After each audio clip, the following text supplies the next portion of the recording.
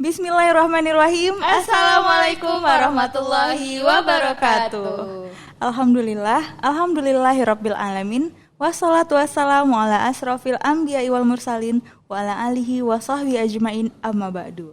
Ahi dan ukti fillah, para mujahid-mujahidah Wong Solo Group. Alhamdulillah hari ini Putri sama Asia masih bisa nemenin ya. Bener banget. Alhamdulillah, tentunya di podcast Al-Jannah bersama meraih syurga. Emang ini udah jadi ciri khasnya Asia ya. Bener banget Put. Bener banget Put. Bener ya. Masya Allah. Asia gimana kabarnya hari ini? Alhamdulillah sehat. Alhamdulillah Allah beri kesempatan dan kesehatan untuk tetap terus berbagi ilmu ya di sini bersama Putri. Alhamdulillah, dan tentunya bersama Ustadz Wong Solo Group. Benar, ya. Alhamdulillah. Putri gimana nih kabarnya? Alhamdulillah bikhair, sehat luar biasa. Ya. Allahu Akbar. Takbir. Allahu Akbar. Masya Allah. Nah Asia, kita mau bahas apa nih hari ini? Nah kemarin pastinya masih di seputar rumah tangga ya. Bener pasti. Karena kita memang ngebahas bab nikah tuh jelas dari dasarnya sampai akar-akarnya. Masya Allah. Kali ini kita akan ngebahas istri yang nusyus. Istri yang nusyus itu adalah istri yang pembangkang. Kemarin kita udah ngebahas tentang suami dayus, dan ini sekarang kebalikannya. Bagaimana suaminya udah ngasih tahu, nasehatin, ngasih tahu ajaran-ajaran Islam, tapi istrinya ngebangkang. Menolak ya. Bener banget. Gimana nih hukumnya? Boleh nggak sih sebenarnya seperti itu gitu? Oke deh, tapi sebelum kita masuk ke materi kita, marilah kita dengarkan pembacaan ayat suci Al-Quran yang akan dibacakan oleh saudari Manik Rohmatul Cahyani, karyawan dari Wong Solo Soekarno-Hatta Malang. Kepada saudari Manik kami persilahkan. Bismillahirrahmanirrahim. Assalamualaikum warahmatullahi wabarakatuh. A'udzubillahi minasyaitonirrajim. Bismillahirrahmanirrahim. Alhamdulillahilladzi anzala ala abdihil kitaba wa lam yaj'al lahu iwaja qayyiman liyundira ba'san shadidan min ladunhu wa yubassiral mu'minin alladzina ya'maluna sholihati anna lahum ajran hasana makifina fihi abada wa yundiral ladzina qalu takhadallahu walada ma lahum bihi min ilmin wala li abaihim kaburat kalimatan tahruju min afwahihim iyaquluna illa kadiba. Shadaqallahul azim. Wassalamualaikum warahmatullahi wabarakatuh. Jazakillah khair kepada saudari Manik. Insyaallah dengan pembacaan ayat suci Al-Quran tersebut akan menambahkan keberkahan pada podcast kita ini. Amin. Allahumma amin. Nah Asia, sebelum kita panggil Ustadz kita saksikan dulu nih yang berikut ini.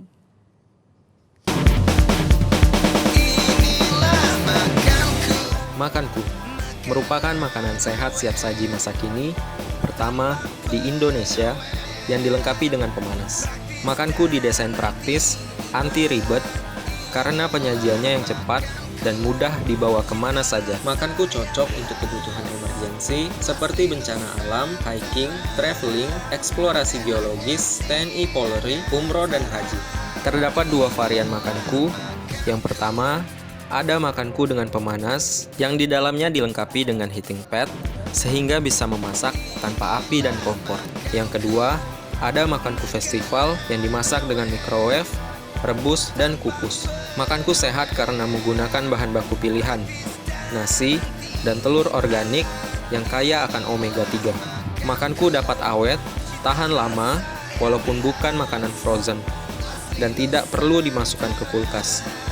Karena makanku diproses dengan teknologi modern untuk membunuh bakteri yang dapat merusak makanan. Makanku, makanan sehat siap saji masa kini. Itu tadi iklan dari Makanku Ready Meal, makanan sehat siap saji masa kini. Jadi ada yang menggunakan pemanas dan tanpa Bener pemanas ya banget. Asia. Dan tentunya Makanku ini diproses menggunakan bahan-bahan yang Organik ya dan sehat tentunya Sehat ya, yang tentunya. berkualitas baik Insya Allah benar. dan diproses secara steril dan higienis. Masya Allah. Ada juga minumku, jangan lupa. Ada minumku jangan lupa ya. Minumku. Nah, jadi tinggal diseduh pakai air Hangat. Ini minuman herbal masa kini yang nggak perlu capek motong-motong nih Put. Dan gak cuma herbal aja ya, itu kan ada yang versi coklatnya, Ini kopi, dia yang kopi gayo coklat. juga ada loh Asia. Kopi gayo juga ada, masya Allah. Masya Berarti Allah. memang udah segala macam minum ada ya? Iya benar-benar. Wah, oke nih Asia, kita penasaran juga nih. Istri seperti apakah yang disebut istri nusyus Nusyus atau tadi, pembangkang itu ya?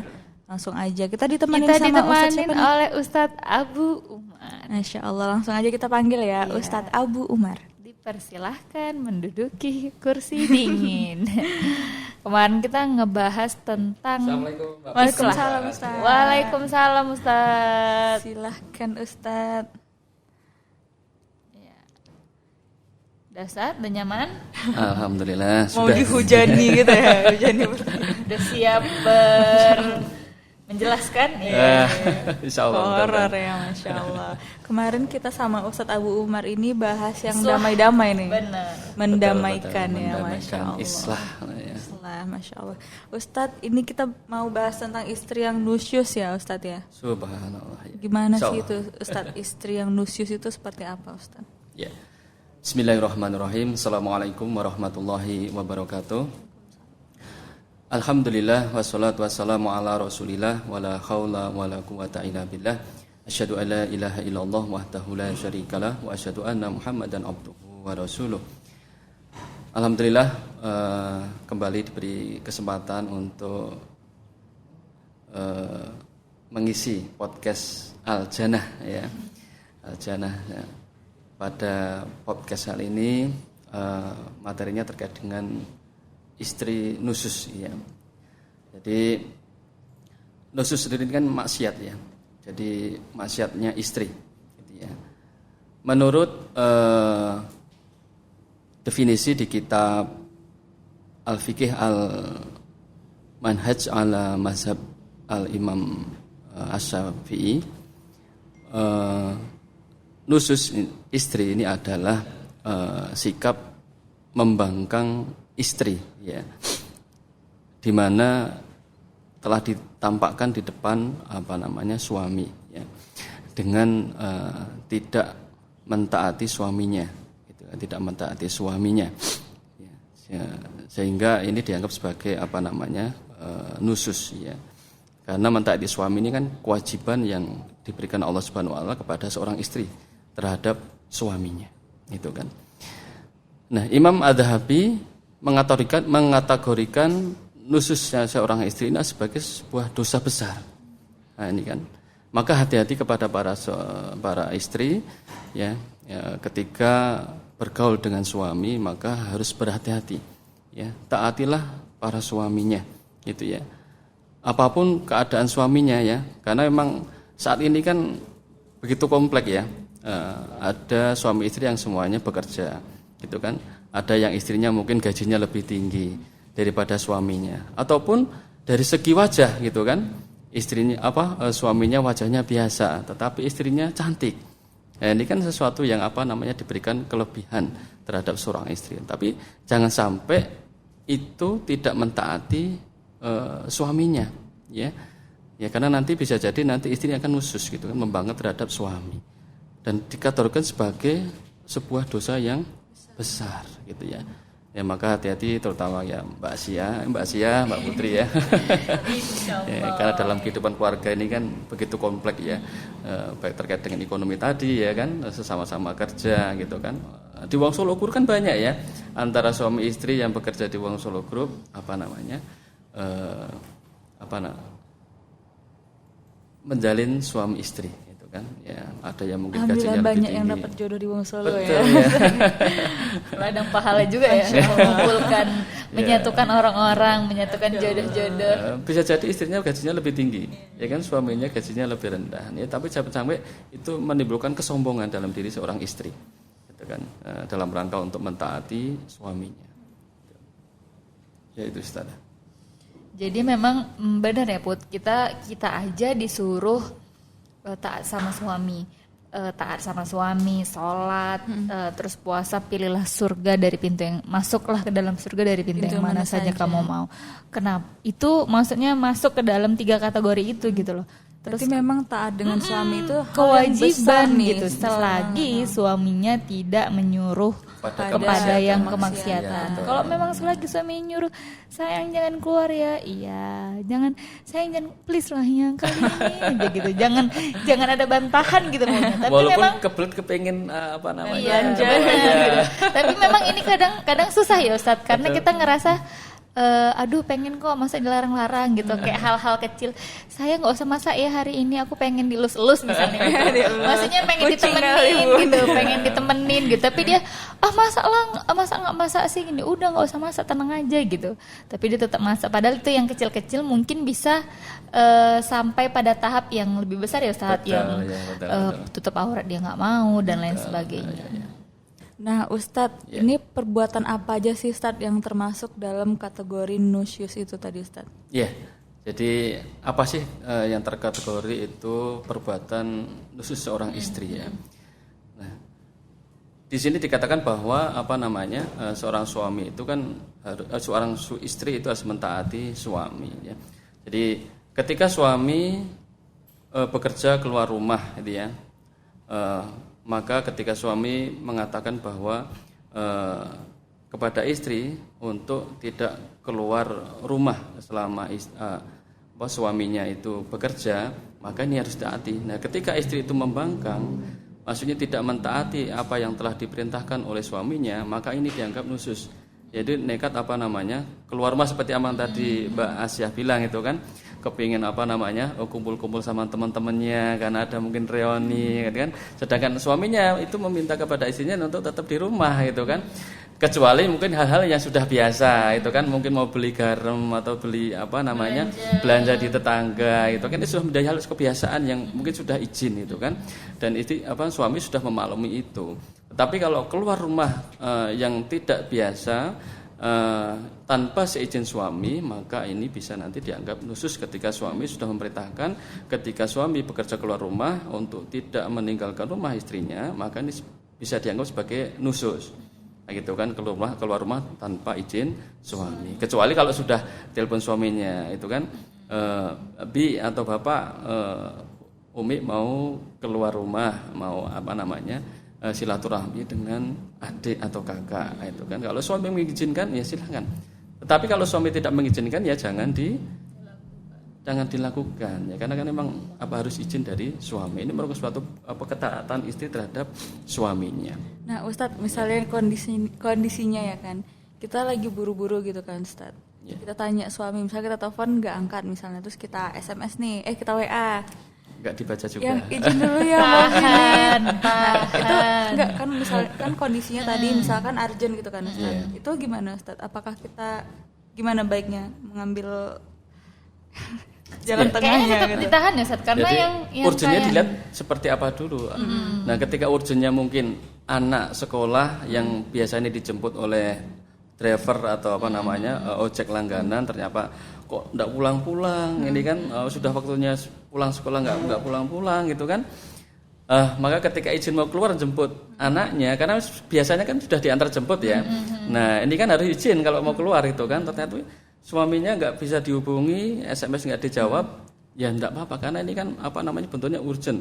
Ketika anaknya tidak ada yang jemput di sekolah, nanti dia sendiri bisa jadi dalam bahaya kan, maksudnya pikiran anak ketika di sekolah sendiri sudah ada yang jemput, orang tuanya nggak ada yang jemput, di telepon orang tuanya memang sudah diangkat, ya sebentar kan, saya izin suami dulu gitu kan. Nah itu yang urgent yang mungkin dibolehkan itu kan, karena memang ada keperluan terhadap anaknya itu kan. Tetapi kalau izinnya hanya untuk menemui teman gitu kan, atau mungkin menemui saudara yang atau istilahnya cuma silaturahmi gitu kan, ya ini ditahan dulu gitu kan. Karena menunggu kisahnya sebentar kan ya. itu sampai ibunya meninggal dari Ya, sakit ada sampai yang meninggal contoh itu itu. aja dia tetap nggak keluar karena dari awal tadi izin dari suami itu nggak boleh keluar gitu. Jadi dilihat-lihat lagi urgennya. Nggak boleh Yun. Nggak boleh Lihat sih, lagi gitu ya. urgennya itu seperti apa. Jangan aduh yang mau facial ini urgent wajahnya udah gitu. Jadi ya jangan ya ditahan. Kalau memang suami belum jawab yang selagi bisa itu untuk ditahan ya ditahan. Tapi Tahan kalau ya, memang sih ya. urgent jemput anak tadi ya bisalah kita sedikit mendahulukan anak kita. Betul. Dan juga mungkin yang terkategori itu dianggap membangkang ketika suami tidak di rumah itu kan, bekerja entah keluar kota sehingga butuhkan berapa hari itu kan. Nah kemudian suami memerintahkan istrinya nanti kalau ada tamu laki-laki asing yang tidak dikenal jangan masukkan ke rumah ataupun menyebutkan seseorang yang nanti orang ini jangan boleh kalau nanti bertamu di rumah jangan boleh dimasukkan.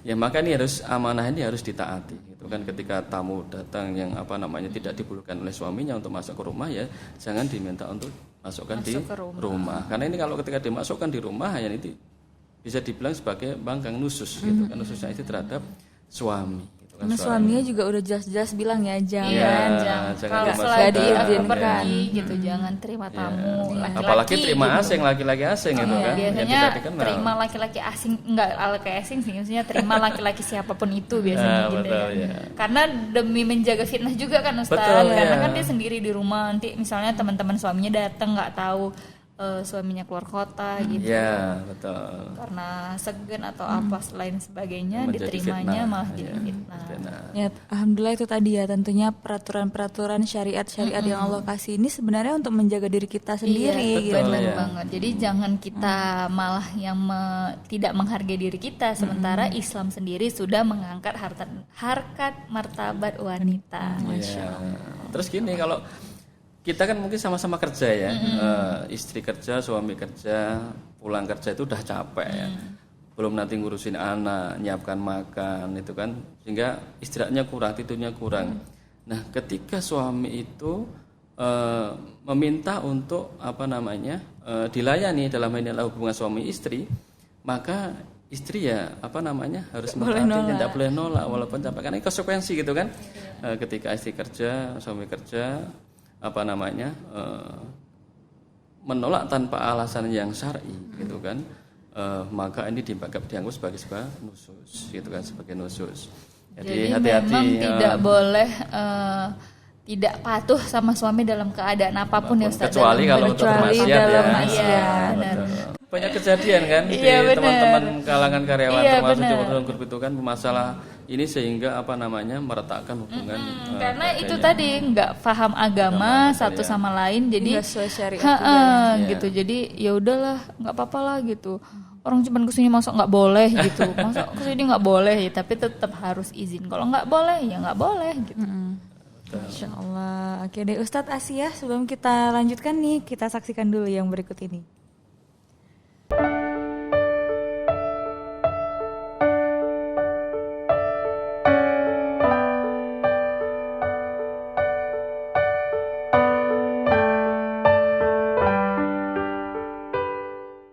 Nah itu tadi iklan dari Wong Solo Group. Jadi ada produk ikan, Bener ayam banget, yang ayam. bisa kita stok di rumah ya. Di rumah, benar. Bisa dimasak kapan aja nih.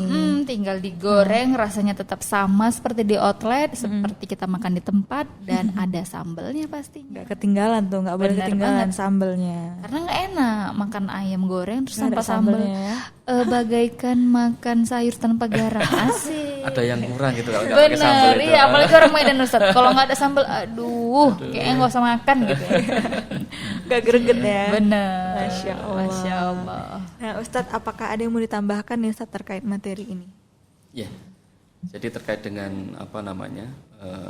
istri yang nusus ini ya, maka sebagai seorang Muslim ya, sebagai umat Islam, maka kita harus mengetahui atau memahami terkait bagaimana cara Islam ini beri solusi terhadap istri yang nusus ini gitu kan. Maka harus tahu cara bagaimana istri nusus ini diselesaikan gitu kan. Ini di dalam Al-Qur'an surat An-Nisa ayat 34 di situ ada cara bagaimana memberikan solusi terhadap istri yang nusus gitu kan. Nah, di situ saya artikan bahwa perempuan-perempuan yang kamu khawatirkan akan nusus hendaklah kamu beri nasihat kepada mereka. Jadi yang pertama adalah dinasihati. Itu kan ketika istri terindikasi bahwa itu nusus gitu kan. Kita pas pergi kemudian memasukkan tamu itu kan. Pas kita pulang kerja maka ketika kita mengetahui bahwa ada tamu yang di dalam rumah, maka kita sebagai suami itu yang pertama dilakukan adalah menasihati, ya, bukan langsung marah-marah kemudian sampai keluar talak gitu kan. Nah, jadi yang pertama dilakukan adalah menasihati istri bahwa apa yang dilakukan istri ini adalah sesuatu yang salah, itu kan dianggap ini sebagai nusus. Sehingga ini merupakan perbuatan dosa besar gitu kan. Nah, ketika sudah dinasihati ternyata masih melakukan perbuatan nusus lagi di lain hari gitu kan. Nah, maka tahap kedua yaitu adalah setelah bernasihat kemudian tinggalkanlah mereka di tempat tidur atau pisah ranjang. Ya, jadi ketika sudah dinasihati kemudian mengulang lagi perbuatan nusus, ya maka pisah ranjang. Ya bisa ranjangnya bisa dengan suami pindah ke tempat tidur yang lainnya, di ruang yang lainnya. Jadi tidak sampai meninggalkan rumah gitu kan. Itu atau istri yang diminta untuk tidur di ruang yang lain gitu kan. Sebagai menandakan bahwa ini perbuatan yang masuk nusus itu kan. Jadi pisah ranjang. Ada suami yang ngambek lah ya. Maksudnya memang ada aturan-aturannya gitu loh. Biar istrinya tuh evaluasi gitu. Kadang kan ada yang nggak nurut, udah langsung marah-marah, berantem gitu. Jadi kan nggak ada solusinya gitu. Padahal di dalam Al-Quran sendiri sudah ada solusinya. Dinasihati secara ma'ruf, lembut dulu sayang, itu salah lo yang begini gini gitu. Jadi kan istrinya pun, kita sebagai wanita kan kalau dinasihati dengan lembut juga, oh iya salah ya, maaf ya sayang gitu. Tapi kalau udah marah-marah, kamu ini gini, apa sih kamu nih? Jadi makin marah dia. Apa? 1, 2, 3. Padahal itu ada anak-anaknya. Benar gitu kan. banget. Kalau memang udah dinasihati juga nggak bisa, itu tadi dipisah dulu gitu. Biar dimasukin dulu dia ke ruang anaknya deh, tidur sama anak-anak dulu ya yang. Soalnya abang lagi marah karena kamu tadi nggak nurut. Semalam udah abang nasihatin, kamu masih kayak gitu juga. Ya udah renungin lah dulu ya di kamar sebelah. Itulah yang bisa bukan mengusir ya, biar istrinya pindah ke kamar sebelah, karena kan sekarang tuh laki-laki, kalau laki-laki main game lama ditaruh kasurnya di luar, tidur kamu di luar ya gitu. Tapi ini kebalikannya bisa. Ya. Nah, ketika sudah pisah ranjang tetapi ternyata masih mengulang lagi, maka langkah ketiga adalah kalau perlu memukul, pukullah para istri itu. Tapi pukulannya ini tidak pukulan yang membekas sehingga menyakiti lah gitu ya, menyakiti di wajah tidak boleh itu kan, supaya tidak terlalu menyakiti yang membekas di hati gitu kan. Nah, cukup istilahnya pukulan yang dia menyadarkan bahwa itu perbuatan yang salah. Itu entah dengan pukul kaget, yang itu salah loh.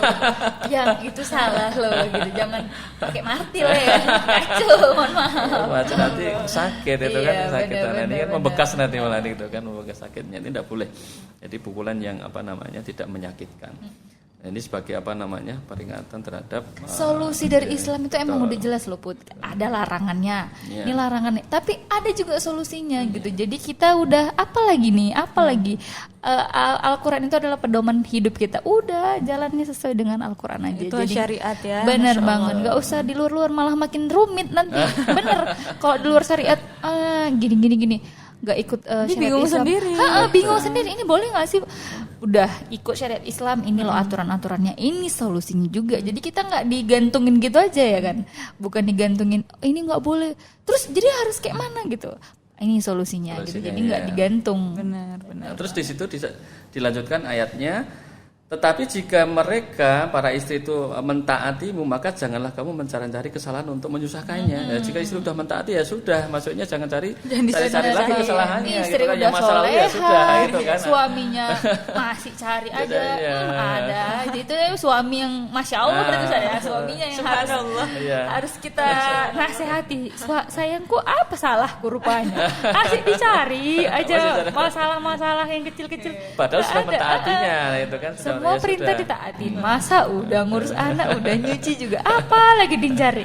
Carinya lagi kesalahan awak. Maka tidak boleh mencari kesalahan istri karena sudah mentaatinya itu kan, mentaati. Maka itu harus bersyukurlah gitu kan. Ya, saling bersyukur ya Ustaz. Tetapi kalau memang nikmatnya. Istri pada tahap ketika itu tetap tidak mementaatinya, ya maka solusi terakhir itu adalah kemarin itu islah. Islah dulu, main talak aja. Islah dulu, benar baru kalau. Tapi kayaknya nggak lah sampai kayak gitu ya kan. Maksudnya udah sampai 3 kali masa. Ya kan kita nggak tahu nih kejadian di real world. Benar.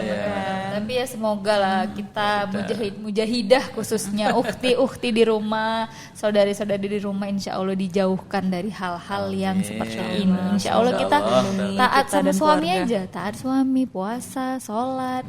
Udah kita pilih aja pintu surga dari mana aja, udah gampang aja. Jadi ngomong gampang gitu ya. Jangan buat bermasalah lah ya. Semoga Allah kita berusaha. Kita ya. Amin. Allahumma amin. Ada lagi nih Ustaz.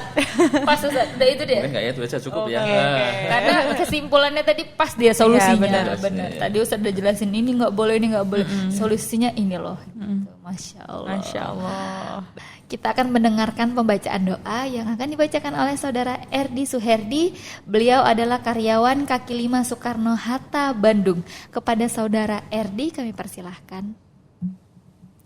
Bismillahirrahmanirrahim. Alhamdulillahirabbil alamin wassalatu wassalamu ala asrofil anbiya'i wal mursalin wa ala alihi wa sahbihi ajma'in. Allahumma ghfir lil muslimin wal muslimat wal mu'minin wal mu'minat al ahya'i minhum wal amwat innaka as-sami'un qaribun mujibud da'awat. Allahumma ghfir lana dhunubana wa dhunuba walidayna warhamhuma kama rabbayana shighara. Allahumma kfina bihalalika an haramika wa aghnina bifadlika amman siwak. Ya Allah ya Rabb, tegakkanlah syariat Islam di rumah tangga kami, perusahaan kami, dan negara kami, dan jadikanlah rumah makan Wong Solo Group rumah makan yang halalan thayyiban mubarakah ya rabbal alamin. Rabbana hab lana min azwajina wa dhurriyyatina qurrata a'yun waj'alna lil muttaqina imama. Rabbana atina fid dunya hasanah wa fil akhirati hasanah wa qina adzabannar. Subhana rabbika rabbil izzati amma yasifun wa salamun alal mursalin walhamdulillahi rabbil alamin. Jazakallah khair, semoga apa yang beliau baca dapat bermanfaat dan insya Allah kabulkan yang baik-baik semua untuk kita. Amin. Allahumma amin. Ustaz jazakallah khair atas materinya hari ini. Benar, masya Allah ini memang benar-benar real. Maksudnya ada yang masalah yang terjadi juga kecil-kecil tapi ada. Gitu. Pasti ada nih di real world ya, pasti dialamin. Makanya Islam ini udah menyediakan solusi yang masya Allah ya. Itulah gunanya syariat ya untuk mengatur Islam sudah apapun sempurna nih. ya, sebagai agama yang sempurna ya. Masya Allah. Dan tentunya terima kasih untuk Makanku, Ready Meal, dan Wong Solo Group. Dan jangan lupa untuk terus like, subscribe, comment, and share. Dan pantengin terus di channel YouTube Wong Solo Group setiap hari Rabu di segmen dakwah Al-Jannah bersama meraih syurga. Masya Allah. Nah, Ustadz Asia, marilah kita tutup podcast kita dengan membaca lafal hamdalah. Alhamdulillahirabbil alamin dan doa kafaratul majlis. Subhanakallahumma wa bihamdika asyhadu an la ilaha illa anta astaghfiruka wa atubu ilaik. Baiklah, Ahi dan Uktifila, para mujahidah Wong Solo Group, akhir kata saya Putri dan saya Asia undur diri. Atas salah dan hilaf kami mohon maaf. Wabillahi taufiq wa hidayah. Wassalamualaikum warahmatullahi wabarakatuh.